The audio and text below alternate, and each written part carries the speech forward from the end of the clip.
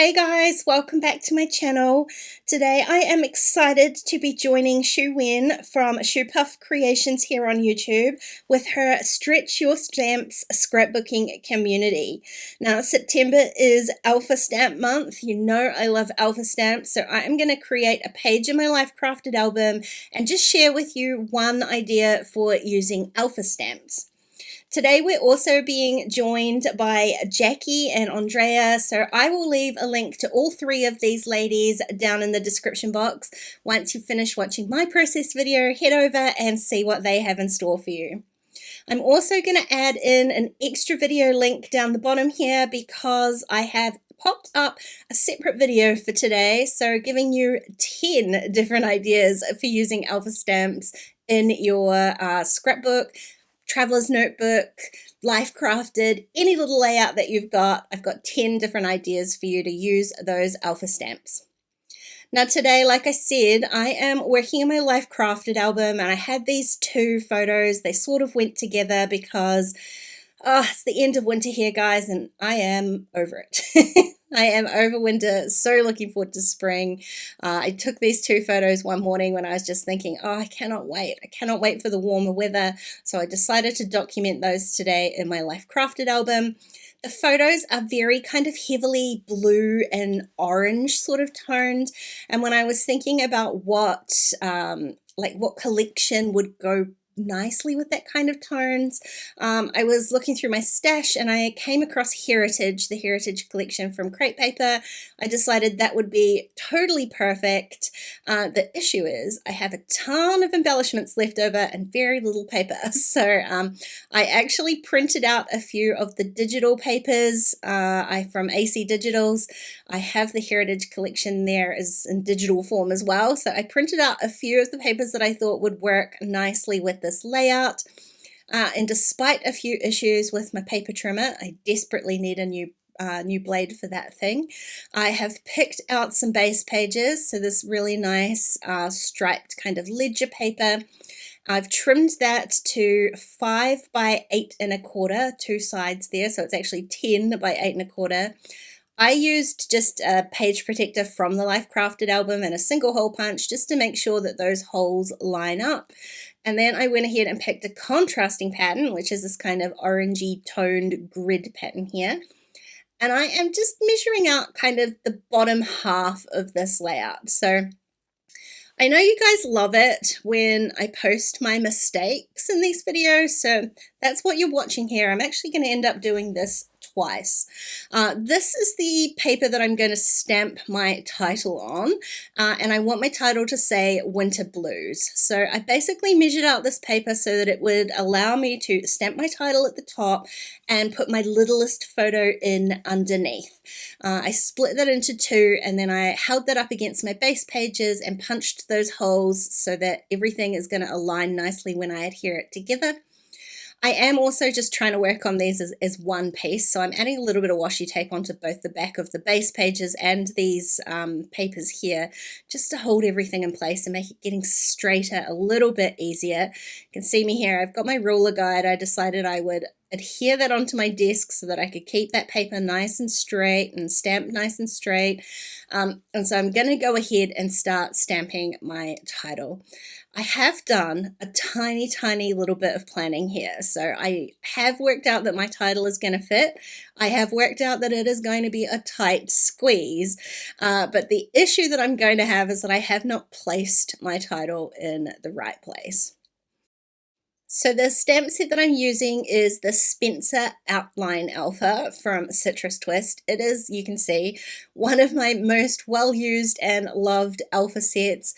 They are larger sized letters, which does mean I struggle a little bit when working at a smaller size like a traveler's notebook or a Life Crafted album. I just have to be a little bit more careful, and you can see what I mean here.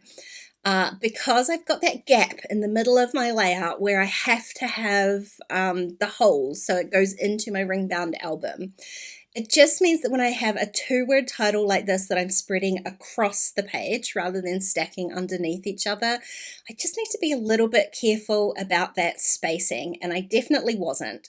What I did was start on the left-hand side of the spread and work my way towards the center, but what I actually need to do is start in the center and work my way backwards so that I can get this R as close as possible to the hole punch in the center of my layout.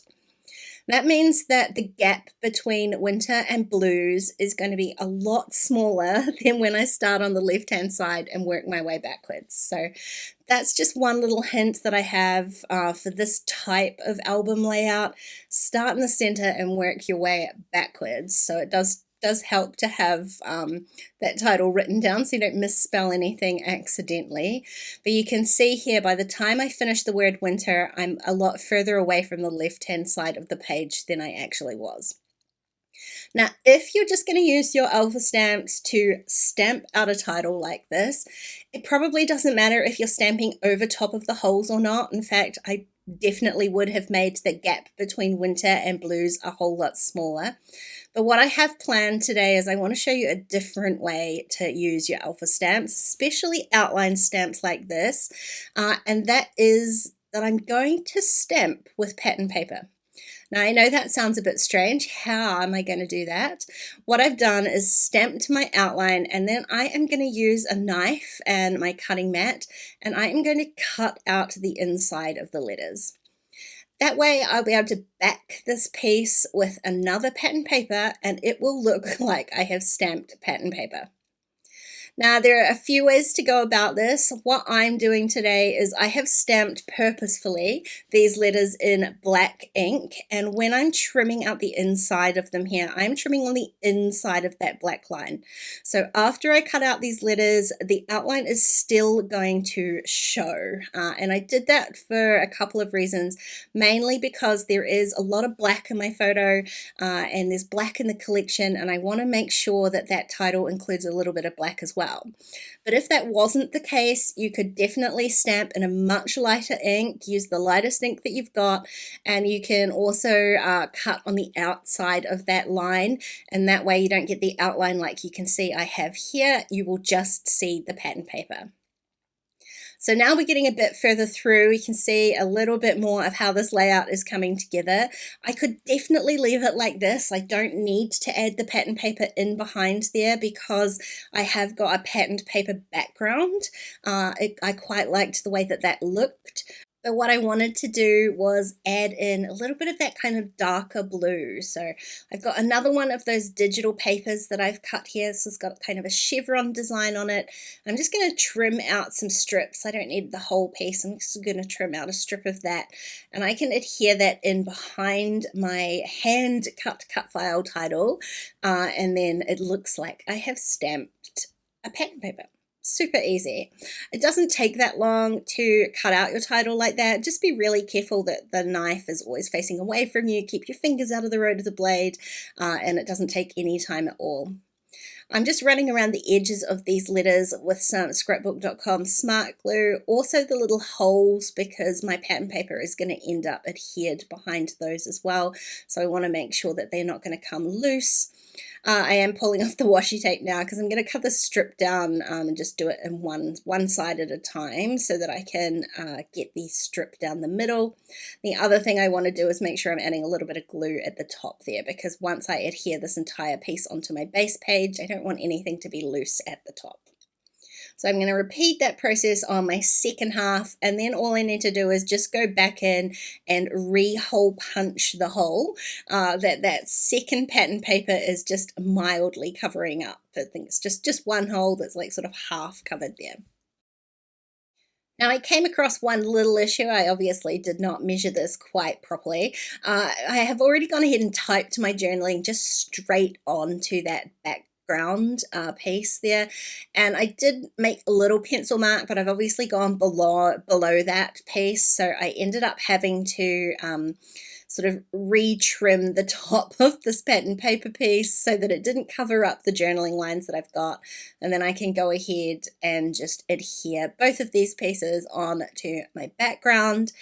Then all I've got to do is really just adhere my photos down and embellish a little bit. So this is coming together really quickly. I know it seems like a lot of fuss and faffing around to kind of use your alpha stamps like this, but it's just another way of stretching them. Now, if you don't have outline stamps like that, you can definitely get the same effect. You just will have to be a little bit more careful when you're trimming, that you trim outside of that kind of stamped area. I would also recommend maybe stamping in the very lightest ink that you can so that you don't see too much of that stamping if you do end up cutting incorrectly. So the last step in this layout is just to add a little bit of embellishment. I've got 2 photos, but what I really want to do is create 3 kind of visual focal points. So I'm going to use the 2 photos, but I'm also going to use my little journaling spot there to create a 3rd cluster, just to give me that 3 sort of triangle of 3 visual spots. I'm using just a few pieces from Heritage. I didn't end up using a whole lot than what I thought I did, especially because I'm trying to just pick out these sort of smaller pieces from the die cut packs. I'm going to use some of these stamps as kind of a repeating element. I also grabbed one of the vellum pieces and I trimmed it in half so that I could add half under one photo and half under another. I'm absolutely obsessed with those wax seal stickers. I've got 2 packs of them, so I'm going to use one of those as well. When I'm adhering the vellum down, I'm only going to adhere just a tiny little bit, like add a little bit of glue just down that cut line that I used. That way it's hidden underneath my photo. Otherwise you can see, especially liquid adhesive like that, through the vellum. So I'm just hiding where I've adhered it down. I'm also going to end up adding one of those like wax seal stickers on top, and that will adhere the bottom corner of that down. Now I loved this little tag, and again it's got that sort of spot of black in there that I love. It's going to tie in that big black photo at the top there.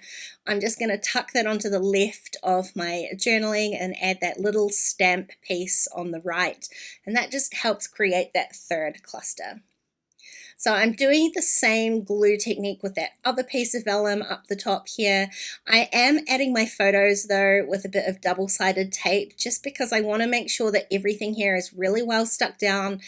These pages are loose in my album. I don't put a lot of pages into the actual page protectors. I like the look of it running across the page without the plastic. That does mean I just need to be a little bit more careful about making sure that everything is really well stuck down, because there is no page protector protecting it. I was not going to add anything on top of my photo, but I decided it's such an expansive blue sky up there, I could easily get away with just adding a couple of those pieces on top of my photo. So it gives it a little bit more of a layering effect. I did feel like I was missing some black down on this bottom cluster here, so I added one of those little photo corners, and here I go. I'm going to add one of the little wax seals. They are like adhesive on the back, so very well stuck down. I added the one that had the little bird, and one of my favorite things about these kind of wintry mornings when I can get outside with a coffee and take a photo is the bird song from all of the birds in those trees. So I added the little bird wax stamp, and then I've added a couple of the other, they're like clear stickers, but it gives me that black in there, and I added those as just another little kind of repeating element on the page. Now I decided I wanted to add a little bit of extra, so I am going to use these clear pops of color from scrapbook.com just to add a little bit of texture. It's just a glossy texture more than anything. There's definitely no color, and it's very hard for you to see here in the video, so you'll be able to see in the detail shots at the end. But I'm also going to add just a few little hand-drawn splatters, because I'm not a fan of splattering a perfectly crafted layout and then having the ink splatters go everywhere. My trick around that is just to use a gel pen and put in my own. There's no accidental photo sploppage, and it just goes exactly where you want it to go. So just a few little extra touches of black around there, and then that is this layout all done. So like I said, this is just one idea for stretching your alpha stamps. I am going to pop in the link to the other video here if you want 10 more ideas. Also, don't forget to go and check out the other ladies' beautiful layouts for this challenge. And as always, if you post something inspired by this video, please tag me. I would love to see what it is that you're making. Hey, thanks for watching today, guys. I really hope you enjoyed this video. If you did, please give it a thumbs up and don't forget to subscribe to my channel if you haven't already. If you want to keep watching, there are a couple more videos on screen. Otherwise, I'll see you again really soon. Bye.